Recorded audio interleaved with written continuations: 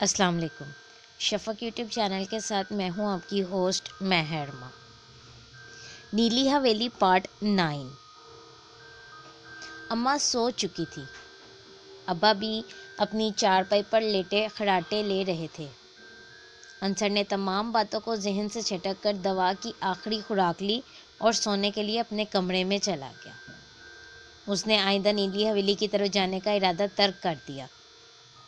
تھوڑی دیر بعد اس پر نیند نے غلبہ پا لیا اور اس کی آنکھیں بوجھل ہونے لگیں۔ اس رات خوب بارش ہوئی۔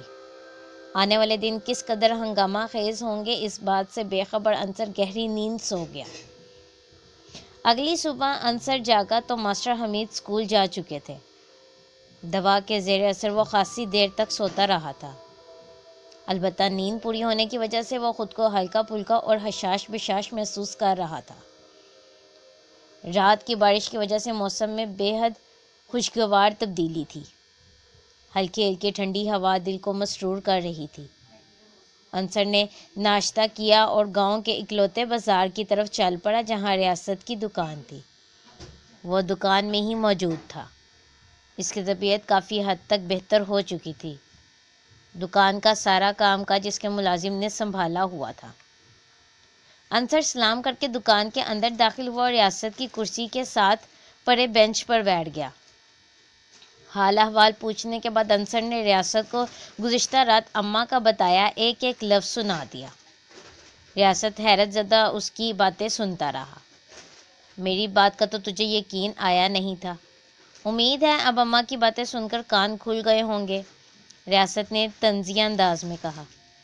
یقین آ گیا ہے یار، بہت اچھی طرح یقین آ گیا ہے، انصر نے سر ہلاتے ہوئے جواب دیا۔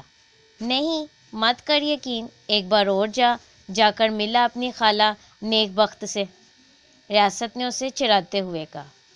اچھا تو پھر تیار رہنا، آج رات کو دوبارہ چلتے ہیں، انصر نے مصنوعی غصے سے کہا۔ بھائی تو نے جانا ہے تو جا، شوق سے جا، مجھے معافی دے، ریاست نے گھبرا کر کہا۔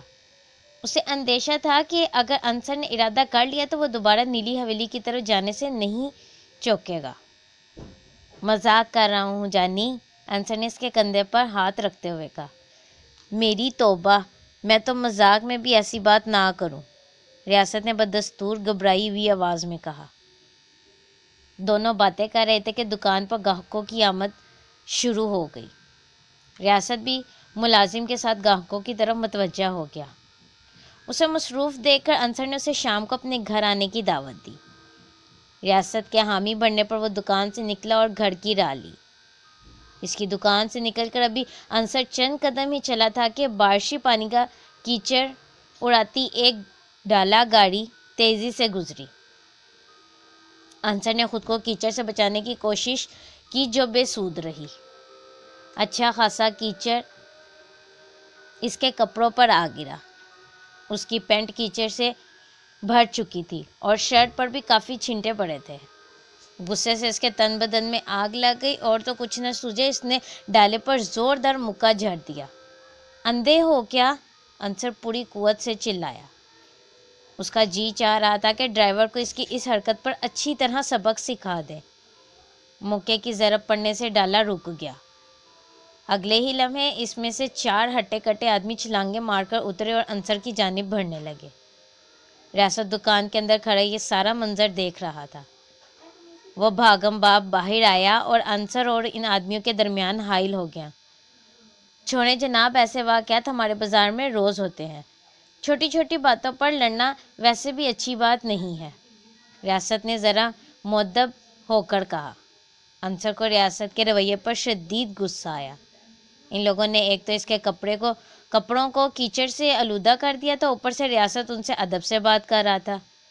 ریاست تم پرے ہو جاؤ، ان لوگوں کو اس بدتمیزی کی معافی مانگنی پڑے گی، انصر نے ریاست کو ایک طرف دھکیلتے ہوئے غصے سے کہا۔ انصر کی بات سن کر ان چاروں کے چہروں پر غصے کے آثار نمودار ہو گئے۔ انصر بھی پوری طرح لڑنے مرنے کے لیے تیار تھا۔ وہ چاروں اس کی جانب ایک بار پھر بڑھنے لگے۔ رکو! فضا میں ایک رعبدار آواز گونجی۔ آواز سن کر چاروں آدمی پیچھے مڑ کر ڈالے کی فرنٹ سیٹ کی طرف دیکھنے لگے۔ گاڑی کا دروازہ کھلا تو سفید کرتے میں ملبوس، کالا چشمہ پہنے، بڑی بڑی مونچھوں والا ایک شخص اترا۔ انصر کو اسے پہچاننے میں دیر نہ لگی۔ وہ چودھری عمر دراز تھا۔ باوقار انداز سے چلتے ہوئے وہ اس کے قریب آ کر رک گیا۔ چودھری عمر دراز کی نظریں اس کے چہرے پر جمی تھی۔ اس نے اپنا چشمہ اتار دیا۔ اتنی دیر میں ڈرائیور بھی گاڑی بند کر کے آ گیا۔ یہ وہی شخص تھا جس کے بارے میں مشہور تھا کہ اس کا کان بدرو نے چبایا ہے۔ چودھری عمر دراز نے پہلے انصر کے کپڑوں پر لگی کیچڑ کو دیکھا اور پھر اس شخص کی طرف ایسے دیکھنے لگا جیسے اسے پہچاننے کی کوشش کر رہا ہے۔ کون ہے یہ لڑکا؟ وہ انصر کو پہچان نہیں پایا تھا، حالانکہ وہ اکثر اماں کے ساتھ اس کی حویلی میں جایا کرتا تھا۔ اس وقت وہ کم عمر تھا جبکہ اب وہ جوان ہو چکا تھا۔ یہ ماسٹر حمید کا بیٹا ہے چودھری صاحب، ریاست نے فوراً جواب دیا۔ او ماسٹر جی کا بیٹا، چودھری عمر دراز نے طنزیہ انداز میں کہا۔ پھر تو اس کا ادب ہم پر واجب ہے۔ چودھری صاحب یہ بازار ہے، کوئی فارمولا ون ریس کا میدان نہیں جہاں آپ کا ڈرائیور اندھا دھند گاڑی بھگاتا پھرے۔ اسے اس بدتمیزی کی معافی مانگنا پڑے گی، انصر نے سخت لہجے میں کہا۔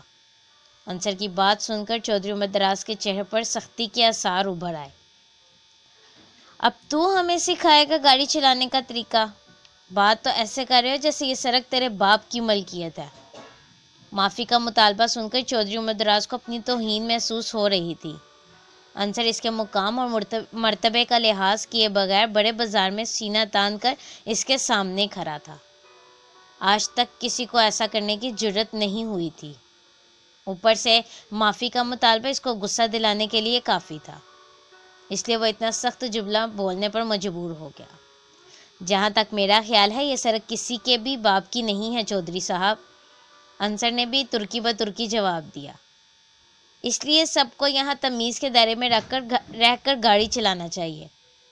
انصر کے منہ سے اتنے الفاظ نکلنے کی دیر تھی کہ چودھری عمر دراز کے آدمی ایک بار پھر اس کی جانب لپکے، مگر چودھری عمر دراز نے ہاتھ کا اشارہ کر کے انہیں روک دیا۔ چودھری عمر دراز کی آنکھیں شعلے برسا رہی تھیں۔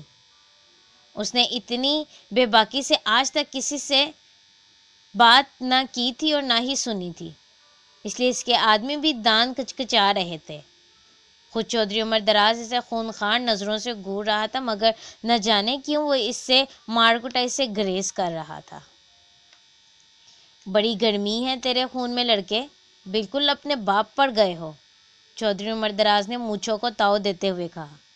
اس کا ایک آدمی آگے بڑھا اور چودھری عمر دراز کے کان میں سرگوشی کی۔ چودھری صاحب یہ وہی لڑکا ہے جو پرسوں رات نیلی حویلی کی طرف گیا تھا۔ چودھری عمر دراز کے چہرے پر طنزیہ مسکراہٹ در آئی۔ گاؤں کے حالات ٹھیک نہیں ہیں لڑکے، سنبھل کر چلا کر اور باتیں ہوش میں کیا کر، ورنہ اس گاؤں میں کب کیا ہو جائے کچھ پتہ نہیں چلتا۔ انصر کو پہلے ہی اس کی باتوں پر غصہ آ رہا تھا۔ اس نے جواب دینے کے لیے منہ کھولا ہی تھا کہ ریاست نے اس کا ہاتھ زور سے دبایا۔ یہ اس بات کا اشارہ تھا کہ وہ خاموش رہے۔ انصر ہونٹ بھینچ کر رہ گیا۔ یہ لڑکا شاید مجھے اچھی طرح سے جانتا نہیں ہے، چودھری عمر دراز کی آواز گونجی، ورنہ میرے آگے زبان چلانے کی جرأت نہ کرتا۔ یہ گاؤں میرا ہے اور اس کی ہر چیز بھی میری ہے، یہ بات اپنے ذہن میں بٹھا لو لڑکے۔ جی چودھری صاحب، یہ یونان سے 10 برس بعد واپس آیا ہے، اس لیے آپ سے اچھی طرح واقف نہیں، میں سمجھا دیتا ہوں اسے۔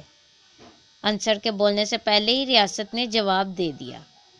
اس نے بدستور انصر کا ہاتھ پکڑ کر دبا رکھا تھا۔ اس کی پوری کوشش تھی کہ کسی قسم کا لڑائی جھگڑا نہ ہو۔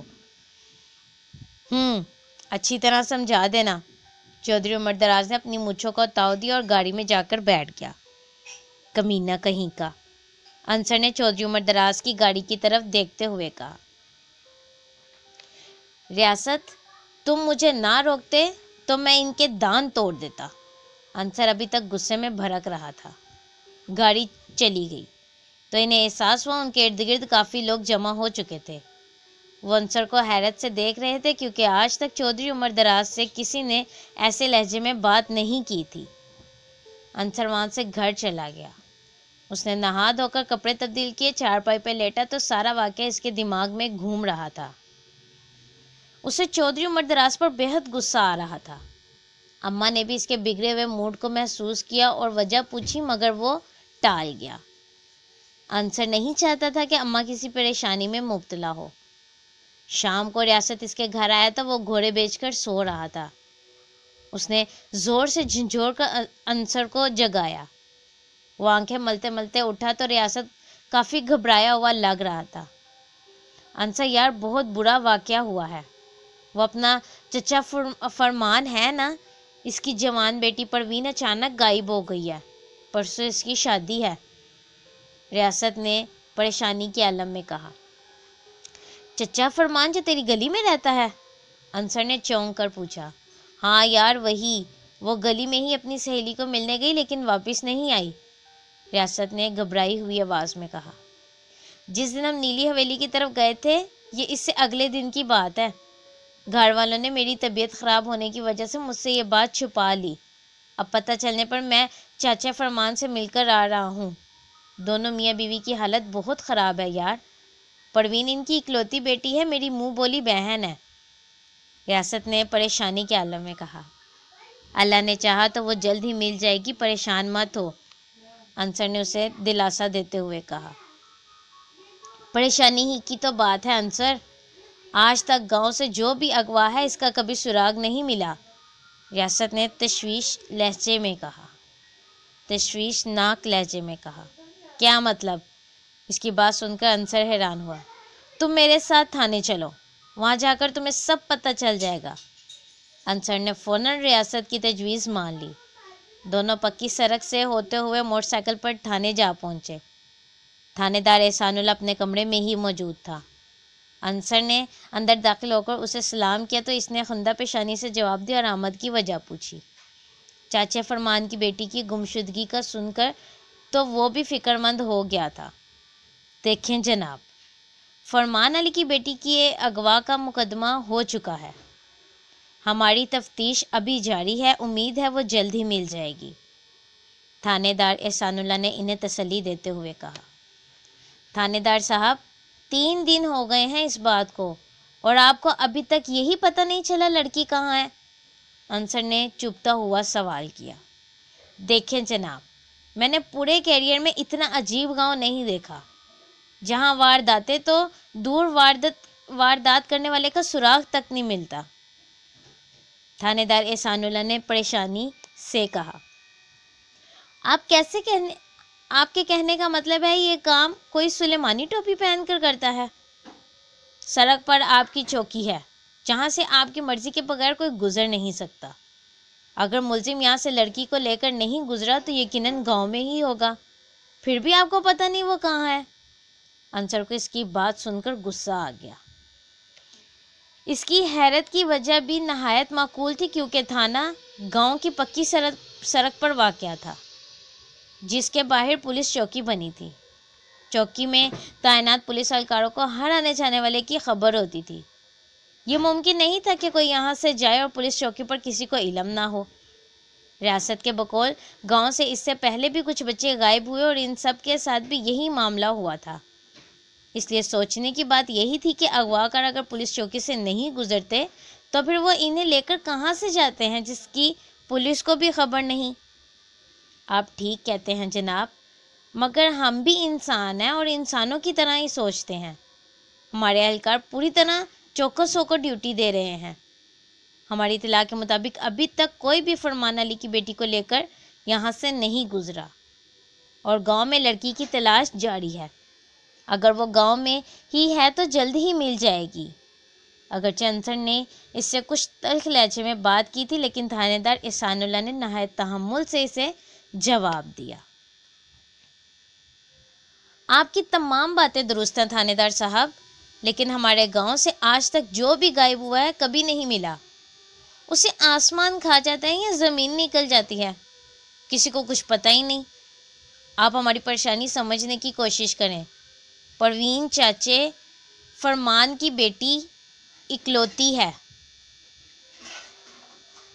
پرسوں اس کی شادی ہے، آپ نہیں جانتے وہ کس تکلیف سے گزر رہے ہیں، اس بار ریاست بولا۔ تھانے دار صاحب احسان اللہ اس کی بات سن کر خاموش ہو گیا، لیکن اس کے پاس ریاست کی باتوں کا کوئی جواب نہیں تھا۔ آپ نے کبھی چودھری عمر دراز کی حویلی جا کر دیکھا ہے؟ انصر کے اس اچانک سوال نے تھانے دار احسان اللہ اور ریاست دونوں کو ہی چونکا دیا تھا۔ انصر نے بلا سوچے سمجھے ہی اس کا نام لے لیا تھا، حالانکہ اپنے سوال کے بعد وہ خود سوچ میں پڑ گیا کہ اس نے کس بنیاد پر چودھری عمر دراز کا نام لیا ہے۔ کہانی کا اگلا حصہ سننے کے لیے شفق یوٹیوب چینل کو لائک اور سبسکرائب کرنا مت بھولیں۔ شکریہ۔